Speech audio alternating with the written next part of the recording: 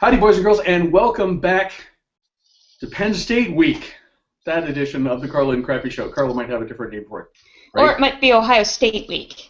It might be Ohio State Week, one or the other.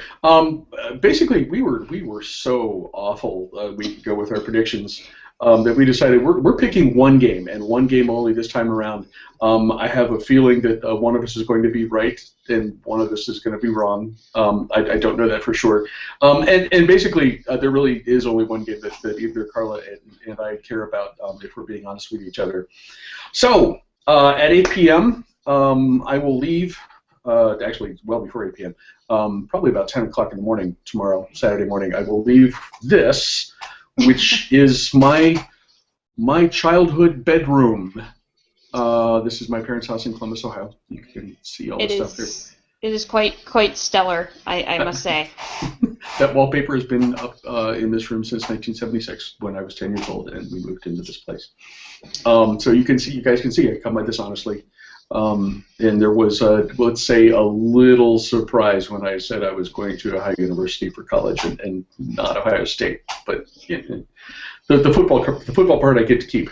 And to get to the football part, of course, we have Penn State at Ohio State. It's a night game. Ohio State is ranked number 4 in the country and 4 in the initial BCS standings. Ohio State is a 16-point favorite.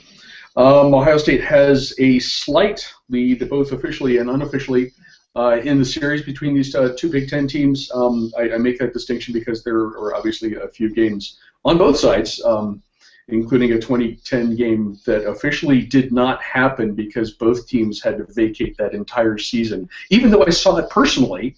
Yeah. You witnessed a mythical football game. That's pretty stellar. Yes, I like that. I think so.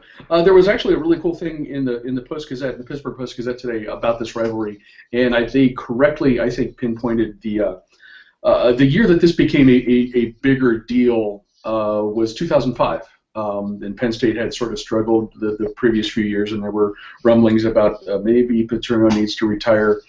And Ohio State comes in, Troy Smith at quarterback his junior year, and Penn State won that game. Big upset. It was a nasty weather evening in State College, and my Penn State friends, including Carla, love reminding me about 2005 and how much fun they had that night. And since then, this week clearly has Ohio State fans' attention.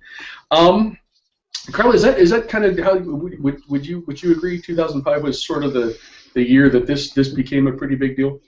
I think so, and the fact that it had become a conference game not too much prior to that either. I mean, Ohio State and Penn State have played each other obviously for a number of years, but the fact that conference records actually started depending on this game, I think, really kind of upped it a notch. And yeah, 2005 was huge to kind of up the rivalry. I don't think it's interesting because for Penn State, you had to argue for a while there that Pitt was their biggest rival, and then that game went away. So Ohio State became that rival, whereas I would say, you'll probably agree with me on this, that as an Ohio State fan, Michigan's still your biggest rival, not Penn State. So it's kind of, this is the biggest rivalry game for the Nittany Lions, whereas this is probably the second rivalry game for you guys? Yeah. Yeah, I think so. I mean, it's going to be tough for anyone to supplant Michigan. We'd have to play the Steelers or something every year to get something bigger. But yeah, I mean, this is and I don't say this just because I live in Pennsylvania and I want very, very, very much to win this game every year. But this has become solidly the number 2 game on the schedule each season, which is why we look forward to it so much. We got one game. Carla, what do you think? What do I think? Well, it's going to be kind of obvious who I'm picking here, so I guess I'm just going to go through the reasons why, even though if you're looking at this at a glance, it looks like a mismatch. It looks like a game that Ohio State should just kind of roll in if you look strictly at records. My response to that is ask Michigan. Correct. A game I enjoyed very much, by the way. I did too, and I mentioned this last week on the show. Well, of course they won, but I got to watch that game with my dad, and he's the reason why I'm a Penn State fan. Your thing about being an Ohio State fan and then going to Ohio, I kind of did the same thing. I was a Penn State fan and ended up at Robert Morris. But same kind of concept there. there are like 4 or 5 things that on paper Penn State actually should win this game. First, they're coming off of a bye week, and which means Bill O'Brien's had 2 weeks to prepare for Ohio State. Coming off of a bye week since they've joined the Big Ten, Penn State is 15-9. Obviously, they coming off of the Michigan win, confidence is up. And they found a passing game, which is kind of fun. And they don't have much of a run game right now, which is something to be concerned about as a Penn State fan. However, they had 305 yards passing in the Michigan win, and I'm sorry, but your Ohio State Buckeyes are 80th in the nation in passing defense, allowing more than 1,600 yards so far this season. So, hey, that might actually play in our favor in this game. And contrary to popular belief in that Michigan game, everybody, Allen Robinson took all the headlines because he had those circus catches in overtime. He didn't lead the team in receiving. It was Brandon Felder who actually scored 2 touchdowns and had 1 more catch and like 10 more yards. So the fact that you got a 1-2 punch and a freshman quarterback in Hackenberg who actually seems to have found his own, like I said, the 2 things that concern me in this game are the lack of the balance offensively. I think if you just keep pass, that's going to eventually wear down. And the other thing that concerns me is it's a road game. If this game was in Happy Valley, I would definitely think about Ohio or Penn State definitely winning this game. I think it's going to be very, very close. It wouldn't surprise me if we end up with another finish like Michigan. I think you better plan on a long night. Like not long as in sad, but long as in overtime. Maybe 2, maybe 3. I'm old and tired. I want to go to bed. See, that's why it's nice to be in Central Time and in Nashville.